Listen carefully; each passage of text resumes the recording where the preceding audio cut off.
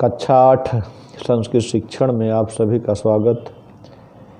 कक्षा 8 के संस्कृत की पुस्तक संस्कृत पीयूषम में समाहित कुल 19 पाठों को मैं पढ़ा चुका हूँ। परिशिष्ट के रूप में जो व्याकरण के अंतर्गत 5 संधियाँ समाहित की गई हैं उनको भी पढ़ा चुका हूँ। रूपों को याद करने का तरीका बता चुका हूँ और पुस्तक में व्याकरण के अंतर्गत समाहित कारक और विभक्तियां हैं, जिसमें तृतीया विभक्ति, चतुर्थी विभक्ति, पंचमी विभक्ति पाठ्य पुस्तक में निर्धारित है। जिसमें से तृतीया विभक्ति का जो सूत्र है सह उक्तया प्रधाने, इसको मैं पढ़ा चुका हूँ। आज एनांग विकारः आपके समक्ष प्रस्तुत करने चल रहा हूँ। एनांग विकारः का अर्थ है एन अंग विकारः, जिस अंग में विकार हो उसमें तृतीया विभक्ति होती है। सूत्र का पूरा अर्थ समझें। कहते हैं कि जिस अंग से अंगी में विकार लक्षित होता है उस अंगवाचक शब्द में तृतीया विभक्ति होती है। कहने का तात्पर्य है जिस अंग विशेष से, जैसे रमेश काना है, एक आँख का अंधा है, रमेश की एक आँख अंधी है, तो आँख के लिए नहीं कहा जाता कि रमेश की एक आँख अंधी है, बल्कि कहा जाता है कि रमेश अंधा है। माने पूरे रमेश के पूरे शरीर पर आरोप लगाया जाता है कि रमेश अंधा है। यह नहीं कहा जाता कि उसकी आँख अंधी है, जबकि है आँख अंधी लेकिन पूरे शरीर पर आरोप लगता है कि फला अंधा है। मोहन लंगड़ा है तो मोहन लंगड़ा नहीं, मोहन का एक पैर लंगड़ा है, तो लेकिन ये कहा जाता है कि मोहन का एक पैर लंगड़ा नहीं कहा जाता, बल्कि कहा जाता है कि मोहन लंगड़ा है। पूरे शरीर पर ये दोष लगाया जाता है कि शरीर पूरी उसकी लंगड़ी, जबकि लंगड़ा केवल पैर है।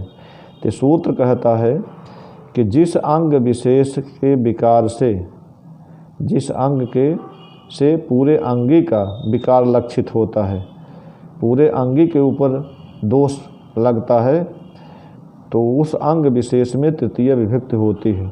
जैसे देवदत्तः नेत्रेण काणः अस्ति, देवदत्त आँख से काना है, देवदत्त आँख से काना है। कहने का तात्पर्य है कि देवदत्त की आँख कानी है, लेकिन कहा जाता है कि देवदत्त काना है। तो ऐसी परिस्थिति में जिस अंग विशेष से विकार से या अंग विशेष के दोष से पूरे शरीर पर दोष लगता है, उस अंग विशेष में तृतीय विभक्ति है। देवदत्तः नेत्रेण काणः अस्ति, देवदत्त आँख से काना है। जिससे काना है, किससे? आँख से, तो उस आँख में विशेष में तृतीय विभक्ति हुई। नेत्रेण, एक आँख से काना है, तृतीय विभक्ति एक वचन है। मोहनः कर्णेन बधिरः अस्ति, मोहन कान से बहरा है। माने हम मोहन का एक कान बहरा है, जिससे पूरे शरीर पर कह दिए मोहन बहरा है। तो यहाँ इस अंग विशेष कान से पूरे शरीर, पूरे अंगी पर दोष लक्षित होता है, तो इसलिए इस अंग विशेष में तृतीय विभक्ति एनांग विकार सूत्र से तृतीय विभक्ति हुई। मोहन कर्णेन बधिरः अस्ति, मोहन कान से बहरा है।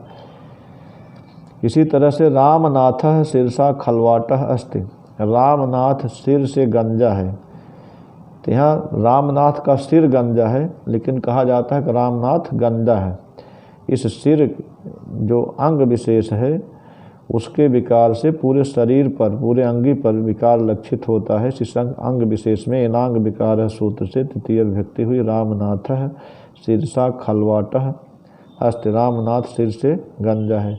शकुनि पादेन खंजः अस्ति, शकुनि जो महाभारत का पात्र है, शकुनि पैर से खंजह लंगड़ा है, जबकि शकुनि का एक पैर लंगड़ा है। कहा जाता है कि फला लंगड़ा है, शकुनि लंगड़ा है और उसका पैर लंगड़ा है। इस पैर जो अंग विशेष है इसका जो विकार है पूरे शरीर पर लक्षित होता है, पूरे शरीर पर आरोप किया जाता है, इसलिए इस अंग विशेष में तृतीय विभक्ति एनांग विकार सूत्र से हुई। शकुनि पैर से लंगड़ा है। जिस अंग विशेष से के विकार से पूरे शरीर पर विकार होता है उस अंग विशेष में तृतीय विभक्ति एनांग विकार सूत्र से होती है। शकुनी पादेन खंजह, शकुनी पैर से लंगड़ा है। इस प्रकार से एनांग विकार सूत्र आपने पढ़ा। इस वीडियो को 1 से 2 बार देखकर आप इसको समझ सकते हैं। धन्यवाद।